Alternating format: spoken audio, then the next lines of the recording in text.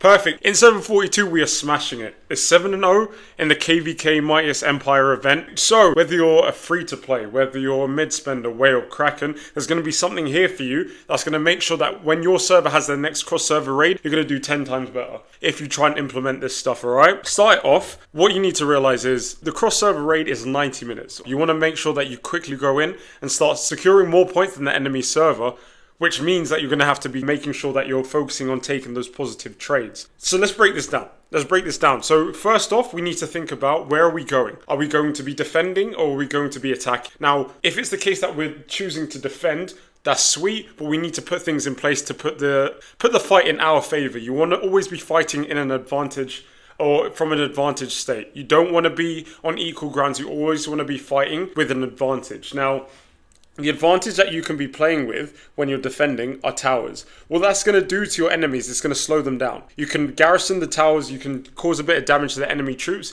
but primarily it's going to slow them down, which is amazing because they're not going to be able to move around the map fast enough. They're not going to be able to secure points quick enough because they're moving slower, okay? With them being slow, your troops will be able to dodge. If there are counters that are being slowed down by the towers, your troops should be fast enough that they're able to dodge any of their counters, get away, hide in one of the cities, anything. So make sure that you put the environment in an advantageous state. That's with putting as many towers as possible. If you know that you're going to defend and you know that the other server are going to be invading you during that cross-server fight, make sure that you've got your strongest at the front. There's no point in you putting your tier 4, tier 5, tier 6 players at the front when they will be potentially having to fight tier 7 whales. It doesn't make any sense. So make sure that you're putting your best and your strongest right at the front, and you sort of go from there. Now, the responsibility of the whales is you want to score as much points as possible, 100%. But what you don't want to happen is it become a contest of our whales are smashing their small players, their whales are smashing our small players, and whoever can do the most of that wins. You need to stop the enemy whales in their tracks. You cannot let them move. You cannot let them go around getting as many points as possible. That is, you do not want that to happen. So make sure that you're positioning your whales in a sensible place so that they're in immediate contact to the enemy whales. That's who they should be prioritizing. I know for some whales it might be fun to smash the free-to-play players, that's great, but you're going to be way more benefit in the long run stopping the enemy whales from securing points against you. It's just going to slow down their point gain. That's what you want to do. You want to make sure that you're gaining more points, and you want to make sure that they're gaining the least amount of points as possible. To do this though, there's a method to the madness. Only focus on the counters. Guys, just focus on your counter. There is no point in doing that focus attack. If you're a whale using 4 commanders, yes, if it's a 1v1, the player is much smaller than you, of course you can focus attack them. But when you're fighting on even grounds now, you're fighting against a whale that's similar technology, research, power, gear, rings as you want to make sure that you're fighting in an advantageous position. That's the key thing, and we're going to keep circling back to that. And the way you're going to do that is by manually making sure that each of your commanders is fighting their counter. That's what you want to be doing. You want to make sure that every single one of your commanders has manually selected to go and fight their counter. You want to fight those advantageous fights.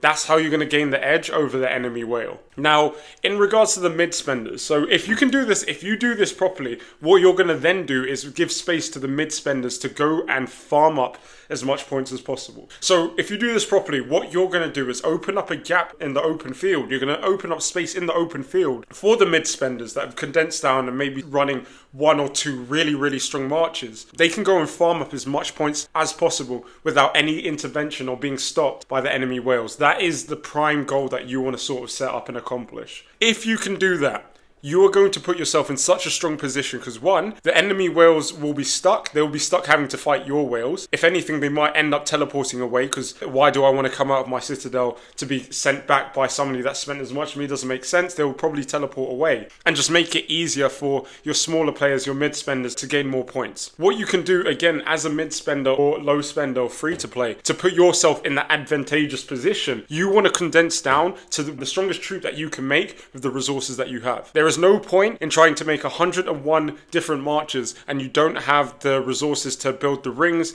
to build the gear, the gems, the skill scrolls. It doesn't make sense. If you're 30 million power and you condense down into one main lineup, you are going to beat players of 40 45 mil that are on 4 or 5 different marches that have spread out the resources, you're going to win those trades. And that's what it's going to come down to. You need to keep winning those trades during this 90 minutes, as many as possible. If you're attacking, if you know that you want to invade, you want to attack the enemy server, you need to pinpoint a position that is very close to an enemy hive. A hive is just where all the enemies have grouped up together. It's quite simple. They might have some farmers out still farming resources. That's the hive that you want to go and attack. Now, the reason that you need it to be close is you've only got 90 minutes. You cannot spend time traveling long distances for a few million points. It doesn't make sense. You want to be within 2-3 minute marches, ideally even shorter than that. If you can find a hive where within a minute or two you're attacking someone, that is perfect. What's probably going to happen is if they do have a hive near the port and they're sensible, they've set up some towers, but it's fine. Towers can be sieged. They can be sieged, and if you focus on them properly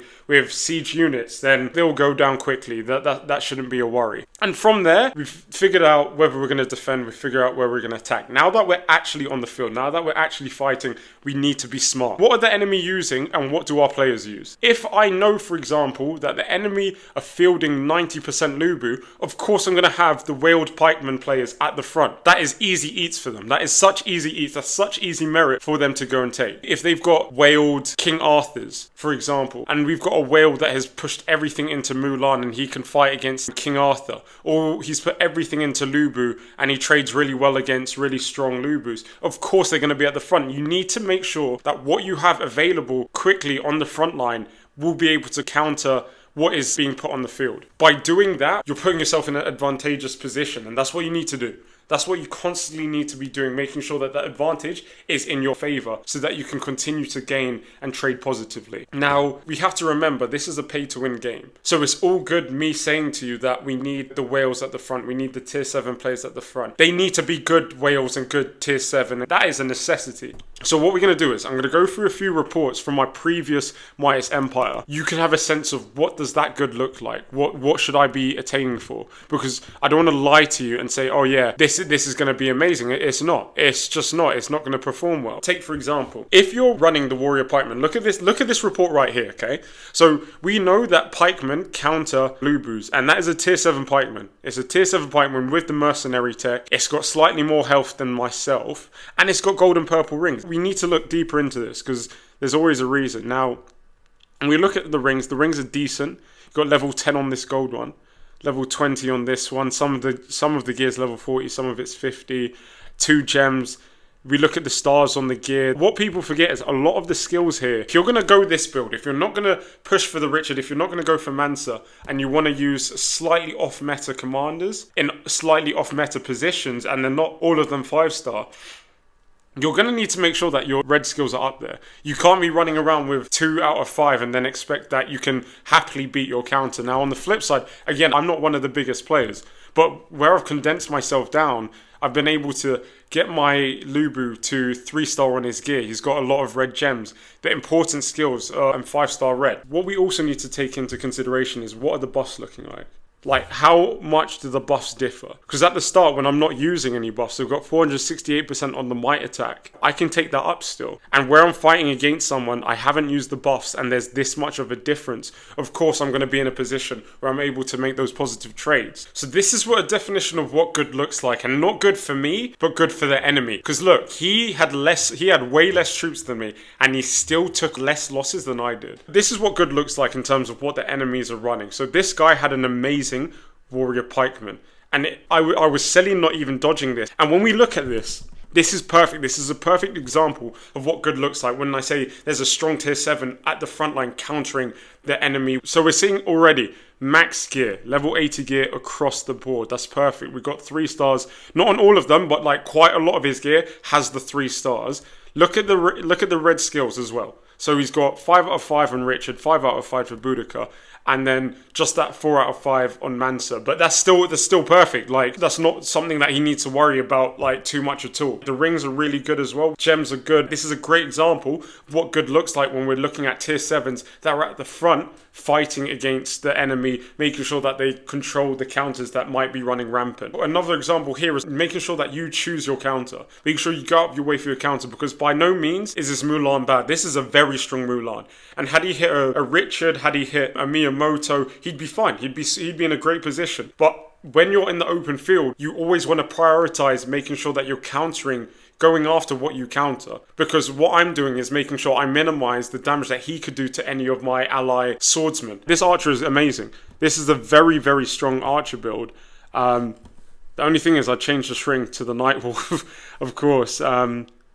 This is good as well. Like, this is a really, really strong archer build. The only issue is I counter him. It was just that I was lucky enough to make sure that I hit him while he was in the open field. In the meantime, he could have been hitting a swordsman. This guy would have destroyed a swordsman. So you need to play those advantageous positions. Guys, that is everything for this video. I hope it is helpful, and I hope it helps in your next Mightiest Empire cross-server raid.